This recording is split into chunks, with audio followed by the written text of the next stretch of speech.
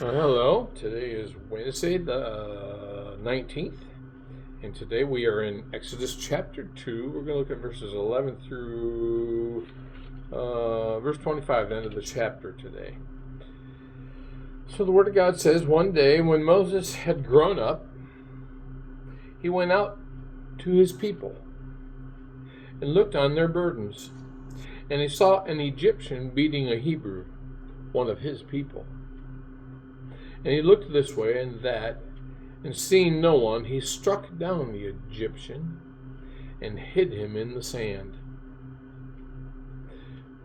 When he went out the next day, behold, two Hebrews were struggling together. And he said to the man in the wrong, "Why do you strike your companion?" And he answered, "Who made you a prince and a judge over us? Do you mean to kill me as you killed the Egyptian?" Then Moses was afraid and thought, "Surely the thing is known." And when Pharaoh heard of it, he sought to kill Moses. But Moses fled from Pharaoh and stayed in the land of Midian. And he sat down by a well. Now the priest of Midian had 7 daughters. And they came and drew water and filled the troughs to water their father's flock. The shepherds came and drove them away.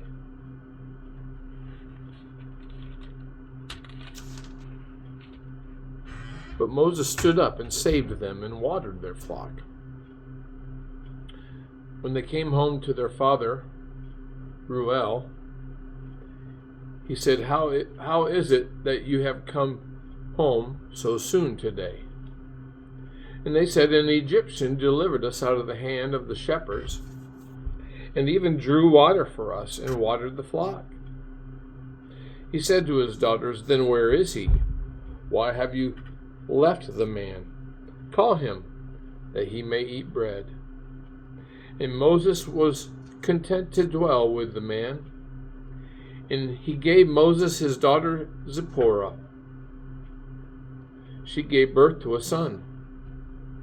And he called his name Gershom, for he said, "I have been a sojourner in a foreign land."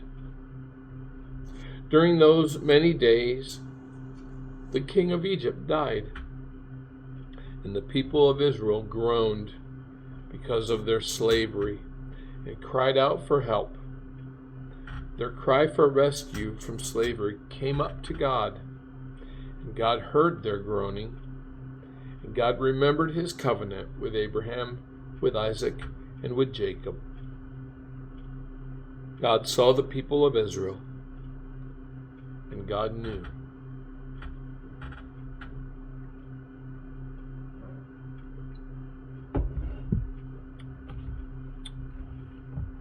So, in this narrative, we're not given a lot of details about all the things of Moses' life, other than where we read yesterday, he was a baby adopted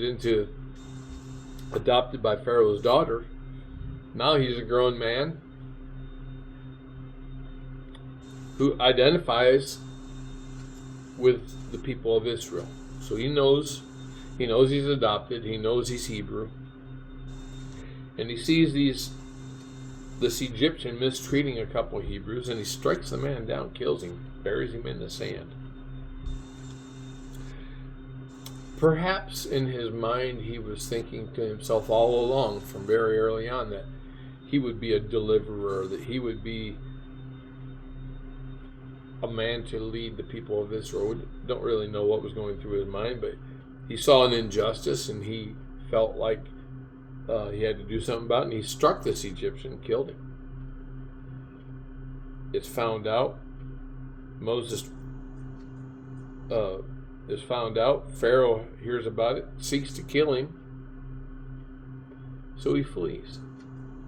Goes to the land of Midian. And as we read the story, he sits down at a well. These 7 daughters of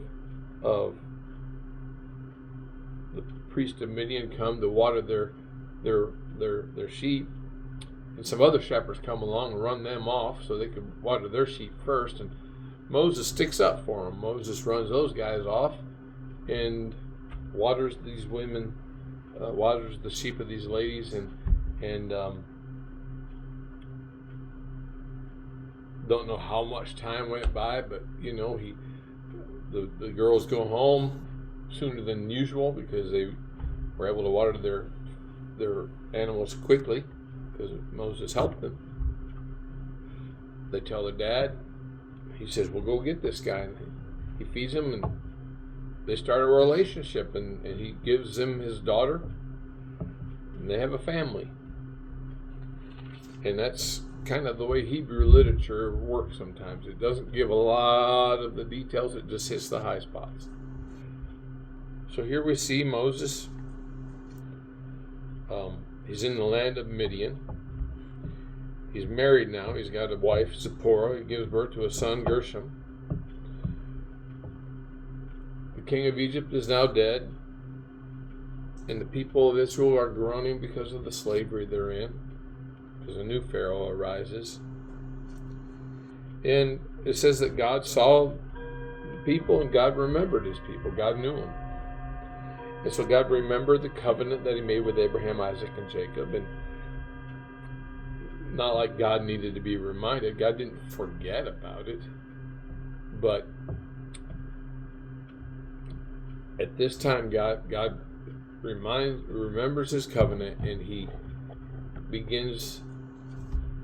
We will see next that God is going to call Moses. So what do we glean from this? How do we apply it to our own life? Well, as I stated yesterday, one of the things that we see in the life of Moses and in the life of the nation of Israel is that although many years go by, by the time Moses comes on the scene and delivers the children of Israel out of bondage in Egypt, 400 years goes by. 150 years longer than the United States has even been a nation. So, I'm sure there were many generations of people that went by that thought God has forgotten about us. God has forgotten about us. Why should we put our faith in him? Why should we believe in him? But the thing that we learn from reading this is that God is above time. God is outside, beyond time. And God doesn't forget his promises. And so we know that even when we don't see God working, we can know that God is indeed working behind the scenes. And so we can trust the process. We can trust what God is doing. And as we think about, here's this man who is adopted by Pharaoh's daughter, and yet he identifies with the slaves. Then you can't help but think, remember he was nursed by his own mother, and then she brought him to Pharaoh's daughter after he was weaned. How old he was, I don't know. 18 months, a year, 2 years. But she obviously built a bond with him, and at some point, either Pharaoh's daughter revealed to him that he was Hebrew, or there was influence there somewhere that he understood who he was. He understood that he was indeed a Hebrew, and he identified with them as his people, and not with Pharaoh, not with the Egyptians, even though he was raised in Pharaoh's household by the daughter of Pharaoh. So it'd be nice to see how he would. It'd be nice if we had a history of Moses' upbringing, but we're left to fill in the blanks, and we're left to just kind of imagine. But what can we know is that God was working to prepare Moses for what God had planned for Moses later in his life. He winds up out in the wilderness. He's out in the wilderness for 40 years, the Bible tells us. He winds up as basically a shepherd out there.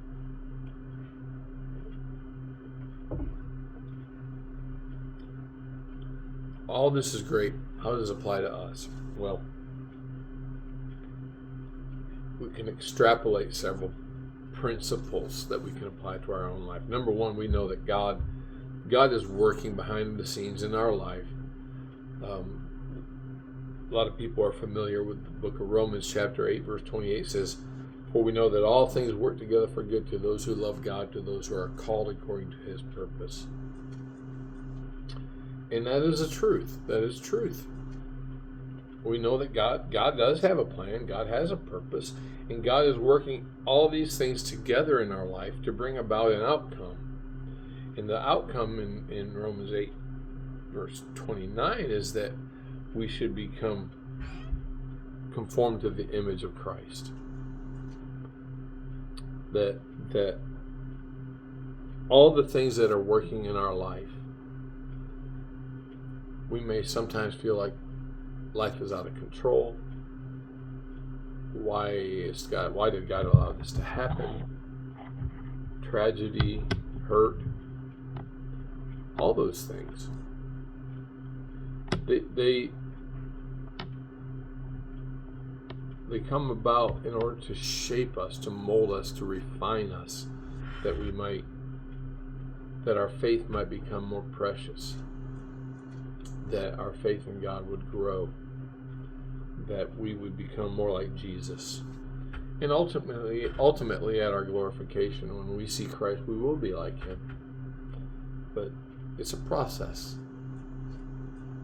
And so what we see here in this book of Genesis and these verses in chapter 2 is that we just see kind of a snapshot of stages in Moses' life where God has brought him to certain points, from being saved out of the Nile River, adopted by Pharaoh's daughter, raised in the house of Pharaoh.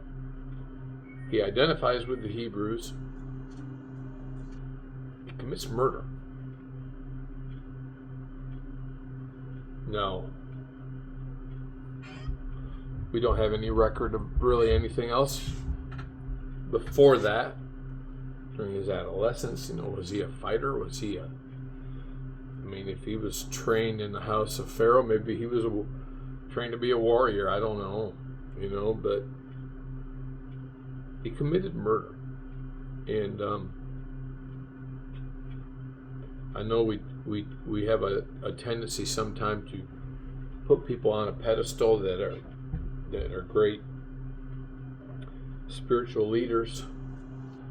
And Moses was that, as we look back on his life, but he was not perfect. There's no excuse. Murder's still murder. And so he was a sinner just like everybody else. But God was using all of these things to get him to a place, to get him to a point where God could use him. And so the lesson for us is that we can trust God through our circumstances, and we need to be looking and asking God, what is the lesson you want me to learn through this situation I'm in? How can I become more like Christ? Lord, teach me to trust you even in hard times. But we can know that God does have a plan. God does have a purpose for our life. And that God uses the things that happen in our life to mold us, to shape us, to refine us. And what we need to be asking ourselves is, Lord, how can I grow closer to you through this? Lord, help me to trust you through the trials. And it's when we trust him through those trials that we develop a faith that is more and more pleasing to him. Because without faith, it is impossible to please him. Hebrews 11:6. That's really all I have for today. I hope you have a blessed day, and we will see you again tomorrow.